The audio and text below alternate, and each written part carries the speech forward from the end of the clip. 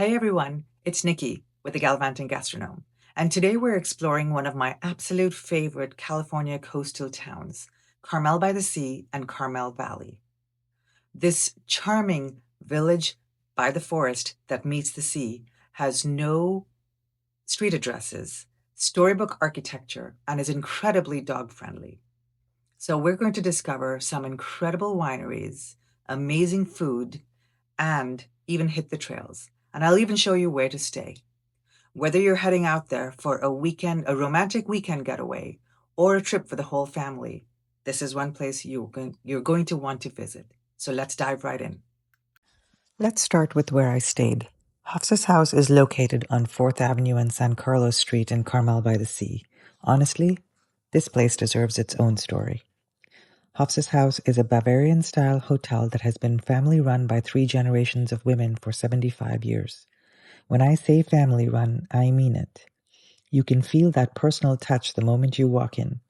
The property sits right in the heart of Carmel by the Sea, so you are walking distance to everything. The beach, downtown shops, restaurants, and galleries are all nearby. What makes Hofsas House special is that every single room is different. They are all decorated in bright, cheerful colors. Think sunny yellows, vibrant blues, and warm terracottas.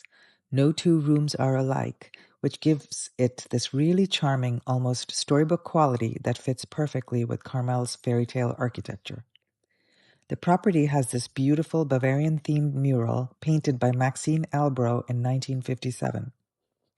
Maxine is the same artist behind the famous murals inside Coit Tower in San Francisco. So you are staying in a piece of California art history. If you are planning a trip to Carmel, Hofsas House is exactly the kind of place that makes you feel like you've discovered something special. Not just a hotel, but a real piece of Carmel's character. Carmel Valley is wine country, and I made it a point to visit 3 tasting rooms. First stop was Lady Somm at the Barnyard shopping village in Carmel. This tasting room is run by 2 sister sommeliers, and their passion for wine is absolutely contagious. They specialize in Italian and California wines. And what I loved is that they did not just pour the glass and walk away. They sat with us and told us stories behind each bottle, explained the process, and made the whole experience feel personal. We did a beautiful cheese pairing with the tasting, and honestly, the combination of their knowledge, the quality of the wines, and that intimate setting made it one of my favorite tastings ever. Next, we head to Twisted Roots Winery in Carmel Valley Village, and this is where things got really special. They literally rolled out the welcome mat with my name on it. Winemaker Josh Ruiz led us through the tasting on their gorgeous outdoor patio. The wines were paired with this beautiful charcuterie platter from Platter Perfection. And then Josh brought out their unfiltered cab, and it was exceptional.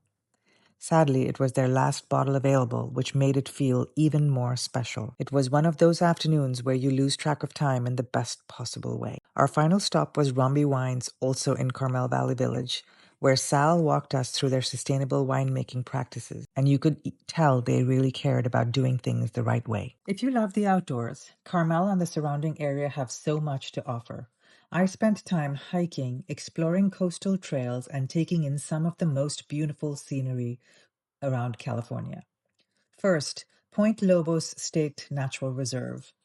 This place is absolutely stunning. It sits right on the coast with dramatic cliffs dropping down to turquoise water. A few practical tips before you go. There is a parking fee to enter the park, and it is a very popular spot, so on a busy day, you might see cars parked 1 mile in either direction of the entrance. If you have accessibility needs, you can actually drive your car through parts of Point Lobos, which makes it easier to access different viewpoints. The park is well staffed with knowledgeable rangers, there are restrooms available, and the trails are well marked and maintained.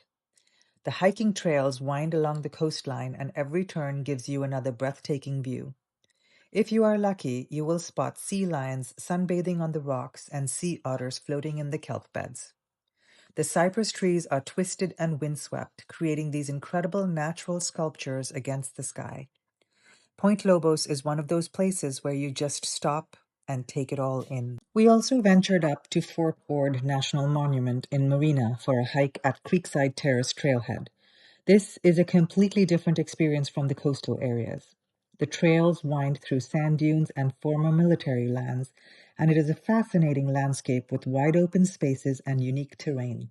If you want variety for your outdoor adventures, Fort Ord is worth the drive north from Carmel. We also took a walk along the Monterey Bay Coastal Recreation Trail. This paved path runs 18 miles from Castroville to Pacific Grove, following the old Southern Pacific Railway route. We started at the Chamber of Commerce and walked out to the pier, which gives you gorgeous views of the bay. Along the way, we discovered this incredible mural depicting the history of Monterey. It is a beautiful piece of public art that really tells the story of the area, and it is worth stopping to take it all in. Whether you're into serious hiking, casual beach walks, or exploring diverse landscapes, the Carmel and Monterey area has something for everyone. Now let's talk about food, because Carmel has some incredible restaurants. First up, A.W. Shucks in Carmel-by-the-Sea, right at the entrance of Doud Arcade. This is classic coastal dining at its best. We had fresh oysters, shrimp cocktail, and peel-and-eat shrimp, and everything was perfectly prepared and tasted incredibly fresh. For cocktails, I tried the Naked and Famous and the Saint Germain Royal Spritz. Both were absolutely delicious. But the real standout of this trip was Cultura Comida y Bebida in downtown Carmel. This is an Oaxacan restaurant with fire pit tables on the patio, and those fire pits put out some serious heat. Even if it's chilly outside, you stay warm and comfortable. The inside is dark and moody, but the outside patio with the fire makes you feel like you're experiencing true California coastal living. The mole was incredible, and here's where things got interesting. I ate fried crickets for the first time. Yes, crickets. And honestly, they were delicious. Crunchy, perfectly seasoned, and one of those moments where you step outside your comfort zone and you're glad you did. The whole experience at Cultura felt authentic and adventurous, and the food was exceptional. For brunch the next day, we went to Terry's restaurant and bar at the Cypress Inn. The Cypress Inn was co-owned by the legendary actress Doris Day, and it is incredibly dog-friendly. In fact, it is so welcoming to dogs that they have a special canine menu, and watching the dogs get treated like VIP guests was absolutely charming. The brunch was excellent. The patio is beautiful, and it has that quintessential Carmel charm where your four-legged friends are just as welcome as you are. So there you have it, Carmel by the Sea and Carmel Valley in all their charm.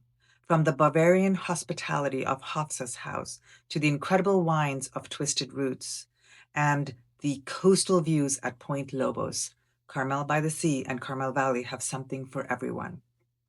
And of course, all the delicious food in between. If you enjoyed this guide, give it a thumbs up and be sure to subscribe and hit that notification bell for more guides like this. Have you been to Carmel? And if so, what's your favorite place to visit? Let me know in the comments. Until next time, keep savoring food mindfully, one bite at a time. I'll see you next week.